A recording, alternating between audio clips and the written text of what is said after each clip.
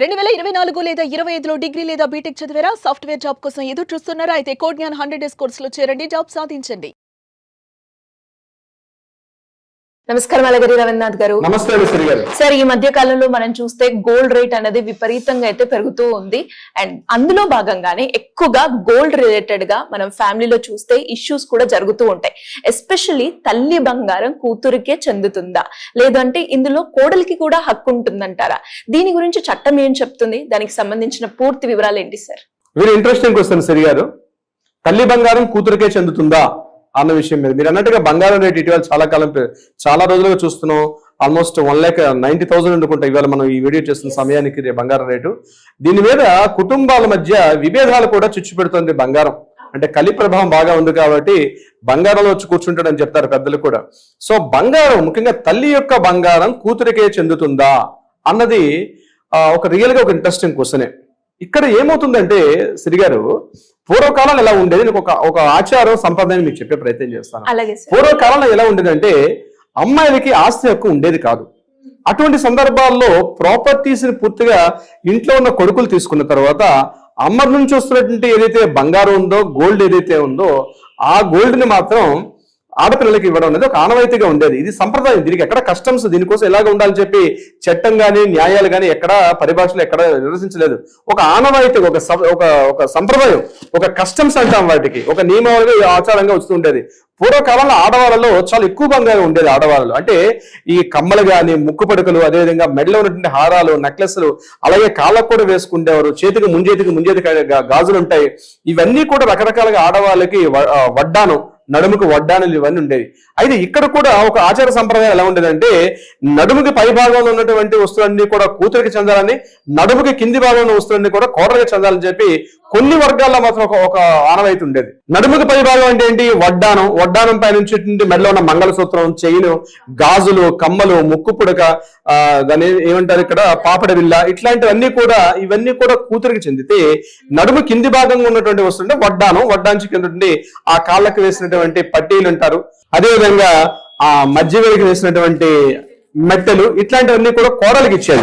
అంటే ఇది ఒక పద్ధతిగా సంప్రదాయ పరంగా వచ్చేది అనమాట. అంటే ఇవి ఎక్కడ కూడా అమ్మాలని రూల్ ఉండేది కాదు. అంటే అమ్మేయాలన్నా సేల్ చేయాలని ఉండేది కాదు.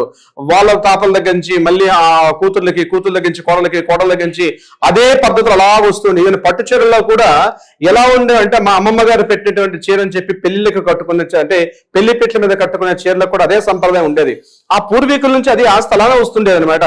బంగారం కూడా అదే పద్ధతిగా ఉండేది. అంటే బంగారం యొక్క పంపకాలు ఎలా చేసుకోవాలంటే ఈ యొక్క పార్ట్ వాళ్ళు తీసుకునేవారు, కింద వడ్డానం పార్ట్ ఉండేది. ఇప్పుడు తర్వాత బంగారం అంతగా వేసుకోవడం తగ్గిపోయింది. యాక్చువల్గా తర్వాత ఒక 40-50 ఏళ్ళ సంవత్సరానికి కడిగే చూసుకుంటే ఈ కాళ్ళకి కడియాలు వేసుకోవడం, 2-3 కిలోలు కడియాలు ఉండేవి. ఒక్కొక్క కడియం చూస్తే 1.5 కిలోల కడియం ఉండేది, బంగారు కడియాలు. అంటే ఏమైనా పాత పిక్చర్స్ ఏమైనా చూస్తే కనిపిస్తాయి. సో ఇట్లాంటి ఒక ఆనవాయితీ ఉండేది. తర్వాత ఏమైందంటే బంగారం లిమిటెడ్ గా అయిపోయింది. నెక్లెస్, హారం, చేతికి ఎంతసేపు ఈ పార్ట్ వరకు ఎక్కువైన తర్వాత ఆ బంగారం పూర్తిగా ఆడపిల్లలు తీసుకుంటూ వెళ్ళిపోయేవారు. ఇది ఒక్కప్పుడు పద్ధతి. అయితే ఎప్పుడైతే మనకి హిందూ వారసత్వపు చట్టాలు, ఆస్తి పంపకాలు, హిందూ మ్యారేజ్ యాక్ట్ వచ్చిన తర్వాత ముఖ్యంగా ఆడపిల్లలకి 2005 తర్వాత దేశవ్యాప్తంగా ఉన్నటువంటి ప్రతి ఆడపిల్లలకు కూడా టోటల్ ఆస్తిలో, ప్రాపర్టీలో కూడా కొడుకులతో పాటు కూతుర్లకు కూడా సమాన హక్కులు, సమాన భాగస్వామ్యాలు ఇచ్చిన తర్వాత, ఆ కూతురు పిల్లలకు కావచ్చు కొడుకుల పిల్లలకు కూడా సమాన భాగ పంపకాలు వచ్చిన తర్వాత ఇక్కడ బంగారం విషయం కూడా ఒక క్వశ్చన్ వచ్చింది. సో బంగారం ఎవరు తీసుకోవాలి? అదేవిధంగా ఇక్కడ మళ్ళీ 2 క్వశ్చన్స్.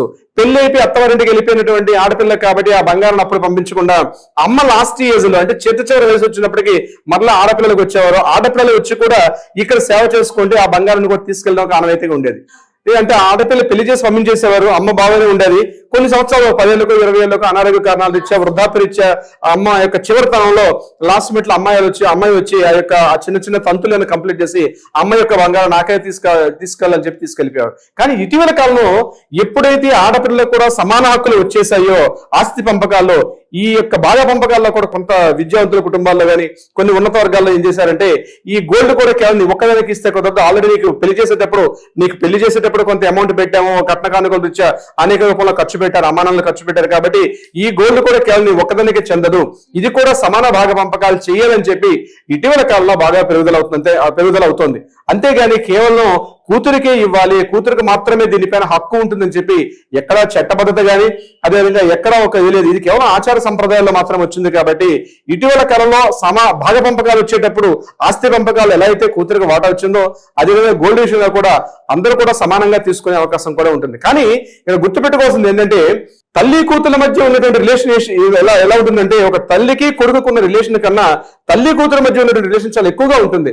అనేక సందర్భాల్లో కొన్ని సమస్యల్ని తన వ్యక్తిగత సమస్యలు కావచ్చు, తన ఆరోగ్య సమస్యలు కావచ్చు, కొడుకుతో కూడా షేర్ చేసుకోలేనటువంటి కొన్ని విషయాలు తల్లి కూతురు దగ్గరగా ఉంటుంది. అంటే కూతురు చెప్పుకుంటుంది. అది ఒక ఇంట్లో ఒక కొడుకు కూతురు ఉండేటప్పుడు తల్లి వ్యక్తిగత విషయాలు, ఆరోగ్య విషయాలు కూడా కూతురుతో షేర్ చేసుకుంటుంది.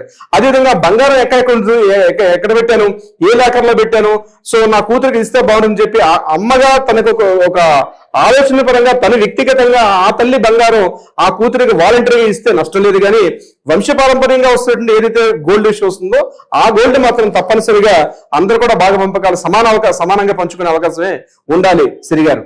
అయితే ఇక్కడ మరలా ఆ గోల్డ్ ఏదైతే ఉందో అంటే పూర్వీకుల నుంచి వస్తున్నటువంటి ఆస్త, లేకపోతే తను స్వాజితంగా సంపాదించుకొని, అంటే కొన్ని కుటుంబాలు ఇప్పుడు మహిళలు ఉద్యోగాలు చేసుకుని కూడా తమ వ్యక్తిగతంగా సొంతంగా సంపాదించుకుంటున్నారు. కొన్ని వర్గాల్లో కొన్ని వర్ణాల్లో కొంతమంది ఏం చేస్తున్నారంటే తప్పనిసరిగా గోల్డ్ ఎక్కువగా దాచిపెట్టుకుంటారంటే భవిష్యత్ అవసరాలను దృష్టిలో పెట్టుకొని. సో ఆడపిల్లలు పెద్ద అయిన తర్వాత ఖచ్చితంగా నాకే రావాలి. కేవలం గోల్డ్ ఒకటే కాదు, కొన్ని పట్టు చీరలు, నేను ఇందాక స్టార్టింగ్ లో చెప్పినట్టు కొన్ని పట్టు చీరలు, ఇంట్లో ఓల్డ్ ఫర్నిచర్స్, ఇట్లాంటివి కూడా కంటిన్యూగా పూర్వీకులను చూసిన ఆస్తి ప్రకారంగా వీటిని కూడా వాళ్ళ ఆడపిల్లలు తీసుకెళ్తారు. కానీ ఇటీవల ఉన్నటువంటి ఎప్పుడైతే సమాన అవకాశాలు, సమాన భాగ పంపకాల్లో ఆడపిల్లలకు కూడా ఆస్తి హక్కు చట్టం ఎప్పుడైతే వచ్చిందో ఈ గోల్డ్ను కూడా అందరూ సమానంగా పంచుకుంటారు తప్పించి ఏ ఒక్కరో తీసుకెళ్లిపోవాలనేటువంటి పరిస్థితి లేదు. ఆడపిల్లలకు కావచ్చు, ఆడపిల్లలకు పుట్టిన ఆడపిల్లలకు కావచ్చు, అంటే మనవలు మనవరాళ్ళకు కూడా వాటి మీద అందరికి కూడా సమాన అవకాశాలు, అంటే సమానమైనటువంటి భాగ పంపకాలు ఉంటాయి తప్పించి ఏ ఒక్కరికో నాకు కావాలని చెప్పి తీసుకెళ్ళడం వల్ల మళ్ళీ వివాదాలు చెలదొగుతాయి. మరలా కోర్టులకి, పోలీస్ స్టేషన్కి ఎక్కి వాటిని మరలా పెద్ద మనుషులు రావడం, మళ్ళీ మాలాంటి అడ్వకేట్స్ వెళ్ళడం, వాటిని మరలా క్లియర్ గా మాట్లాడి వివరించే ప్రయత్నం అయితే చేస్తున్నాం సిరి గారు. అండ్ అలాగే సార్ మీరు అన్నట్టుగానే అంటే ఇప్పుడు చాలా మంది మహిళలు కూడా ఇండిపెండెంట్ గా ఉండి సొంతంగా మనీ ఎర్న్ చేయడం, దాంతో బంగారం కొనడం మనం చూస్తున్నాం. అలా సొంతంగా ఎవరైతే సంపాదించి బంగారం కొంటారో అది ఎవరికైనా ఇచ్చే ఆప్షన్ ఉంటుందా, లేదంటే పర్టికులర్ గా కూతురికి అని కూడా ఉంటుందంటారా? అంటే తరతరాల నుంచి వచ్చిన బంగారం వేరు, లేదు అంటే మనం సంపాదించుకున్న బంగారం, ఇవి రెండింటిని మనం ఎలా చూడొచ్చు అంటారు సార్? వీలునామా రాసే క్రమంలో తన తదనంతరం ఈ ప్రాపర్టీ, గోల్డ్ కావచ్చు లేకపోతే తన వస్తువులు కావచ్చు ఎవరికి చెందాలి అని తను వీలునామా రాస్తారో దాని తగ్గట్టుగా ఆ యొక్క ప్రాపర్టీస్ కావచ్చు లేకపోతే మనం అనుకున్నటువంటి గోల్డ్ కావచ్చు వారికి మాత్రమే చెందే అవకాశం ఉంటుంది. సిరి గారు, thank you sir, thank you so much. Thank you so much అండి. సుమన్ టీవీలో మీ పర్సనల్ అండ్ బిజినెస్ ప్రమోషన్స్ కోసం కింది నెంబర్కి కాంటాక్ట్ చేయండి.